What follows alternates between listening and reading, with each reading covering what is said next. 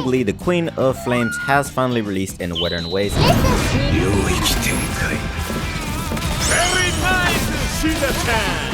And by far, she has the most fun kit out of every character in the game while providing significant damage of her own. She has more than one way to be played, so in this video, I will help you guys have a better understanding at how to play Changli and help you guys have a better understanding that she isn't necessarily a weak character. Now, I know you guys want the juicy stuff first, so I will be explaining Changli Weapons, Teams, Echoes, and we will be doing her full kit breakdown last, along with some pros and cons, so stick to the end and also subscribe to the channel if you haven't. First, let's talk about the two best in slot weapons currently for Changli, which is obviously the 5-star weapons. Obviously, you want to get her main signature weapon. The weapon Blazing Brilliance will offer Changli or any sword user crit damage as their main stat, while also giving a user permanent attack by 12% as the substat of the weapon description, and you gain 1 stack of Searing Feather when attacking enemies and 5 stacks by casting Resonant Skill. This can stack up to 14 times by 4%, so this should give you a 56% increase in Resonant Skill damage, which is really good, but do keep in note all the stacks will be removed within 12 seconds after reaching the max stat.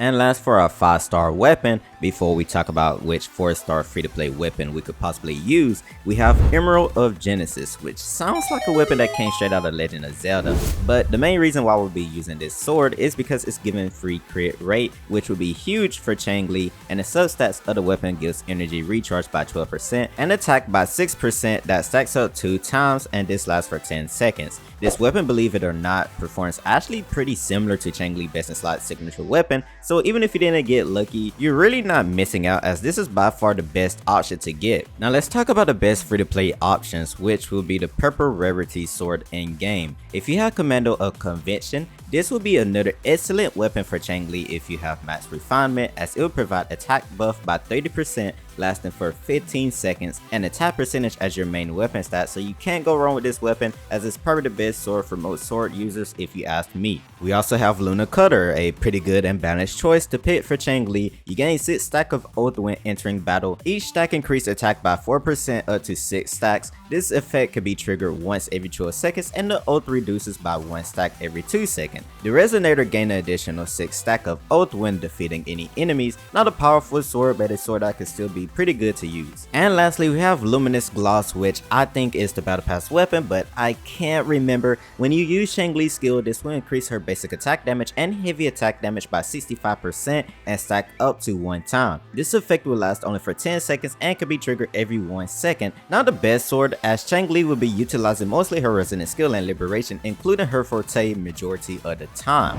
Let's talk about potential teams and synergy for Changli. The characters that have the best synergy with Changli is obviously Chichia and Encore. Both units will be a great choice, whereas they will be your main damage dealer alongside with Changli. Changli will also give both units benefits of not only amplified liberation damage or ultimate damage, but fusion damage as well, and also make it Changli a safe pick for future fusion units. So let's talk about mid synergies. These are teams that could work, but at the cost of a nerf to specific characters. While Jinshi want coordinated attackers to quickly build up her forte, you can technically use Changli and Jinshi on a team together and will still do just fine, as Jinshi will be there to nuke, whereas Changli is just there for consistent damage, and the outro buff that she could give to Jinshi, while Jinshi will be able to give Changli a free intro swap, allowing Changli to gain a free true sight buff. Yinlin will also be a good pick where you could utilize quick swap with her, and Yinlin will be able to provide liberation damage from her outro skill, same as Changli. However, Changli won't be able to utilize Yinlin kit to its fullest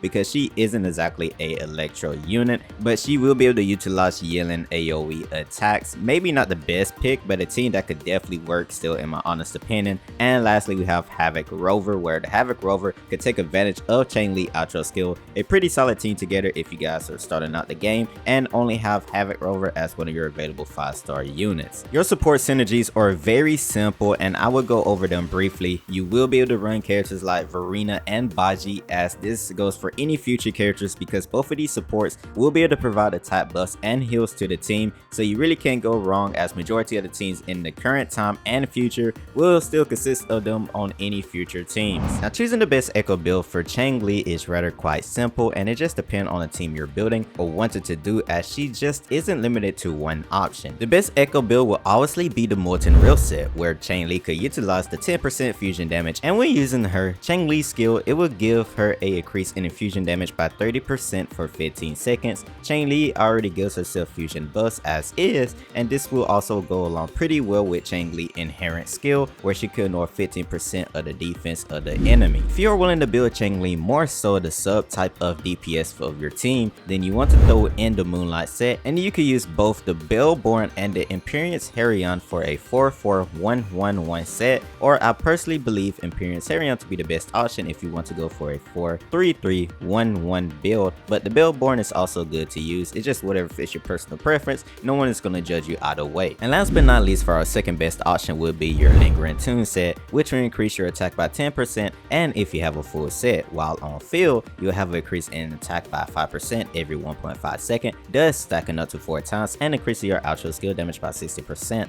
But personally, you're probably going to run a 2-2 piece set, which either will be your Molten Rift or Moonlight Cloud set, and it's the same with the Moonlight set, where you're probably not going to go for a full set unless you truly want to with the Moonlight build. Now let's talk about the echo stats, and I'll briefly go over them since it's pretty simple. Like always, you want to focus crit rate or crit damage first, fusion damage or attack percentage for your 3 cost echo, and attack last for your main stats for your 1 cost echoes. For your echo substats, anything crit related first, attack percentage and resonant skill damage, and lastly of course your energy regeneration. Your ideal crit rate will be between 60 to 75%, and your ideal crit damage will be between 120% or higher. This will depend if you're able to get good echo builds and if you have 5-star weapon for Changli. If not, long as you're able to get the ideal crit range as a free-to-play player, you don't have to worry too much. And don't worry, bonus point for Changli actually giving herself crit too from her skill tree, so it should be pretty easy to build crit on her. For Changli's skill tree, when you're leveling it up, you want to level up her resonant skill first, then her forte second, and also get her inherent skill as soon as possible, then her liberation. You really don't have to bother too much about her intro skill, but if you want to level up her basic attack in the skill tree, you're more than welcome to, but you don't have to unless you want to fully max out Changli's skill tree. Now that we have gotten her builds out the way, let's do a breakdown for Changli kit. Changli basic attack and heavy attack all deal fusion damage, and it's a 4 combo string of attacks. During your 3rd hit, you will gain a true insight, which you can see above your forte gauge. When you deal damage with your 4th consecutive hit, you will gain a stack of inflammation on Changli forte bar. There's currently 3 ways to fill this bar up as quick as possible: Changli basic attack,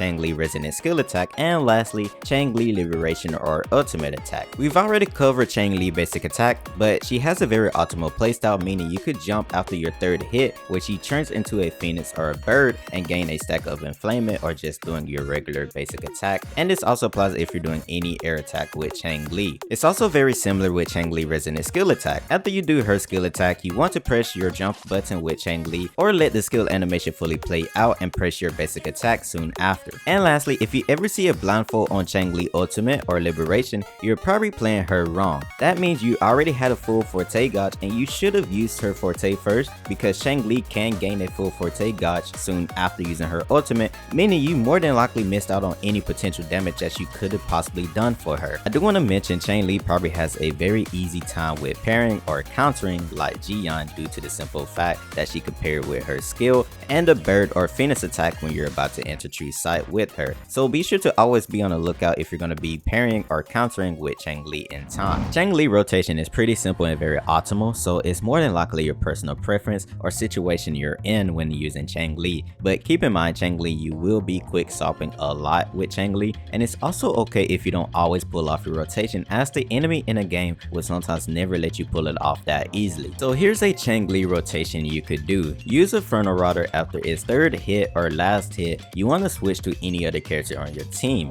Using Changli intro skill will automatically give her a free true insight when swapping to her, so you want to use her basic attack soon after. Then you could do a 4th basic string combo, where you could do either a basic attack or a jump attack, and you could quick swap to any other character here or keep the chain going. Then use her resonant skill twice, and you could quick swap to any other character on your team or keep the chain going. Then use Changli heavy attack once Changli forte is filled. Then you want to use Changli ultimate or liberation, and lastly seamlessly use her forte again and swap to another character. Let's talk about Changli cons and pros. You could lose out on inflammation if you dodge while in the middle of its attack, thus causing the player to lose out on gaining any stat towards Changli forte. So the player has to be careful when attacking or tanking any unnecessary damage just so the player could gain a stat towards her forte. Changli also relies on quick swapping to fully maximize and achieve her full potential of her kit. The reason is simple. While Changli may be a agile character, whereas her attacks are very quick and possibly could close the distance between enemies,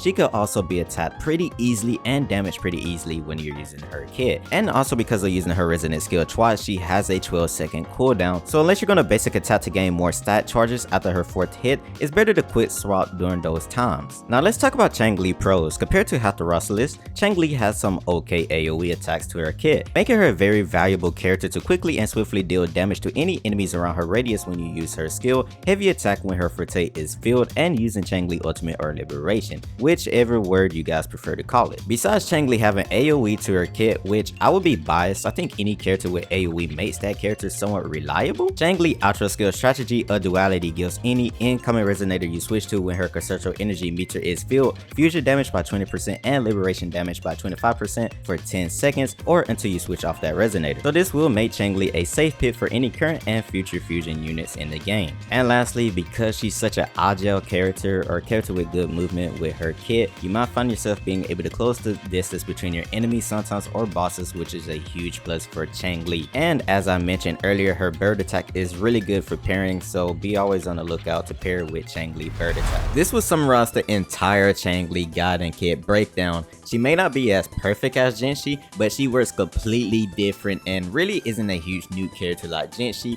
If you made it this far into the video, please remind yourself that this is a team-based game, and yes, Changli works pretty well with other team members as that's how she's meant to be played. If you happen to find this video helpful, please do me a huge favor and subscribe to the channel if you haven't, and join my Discord for more Wuthering Waves stuff, and I'll see you guys in another Wuthering Waves video soon.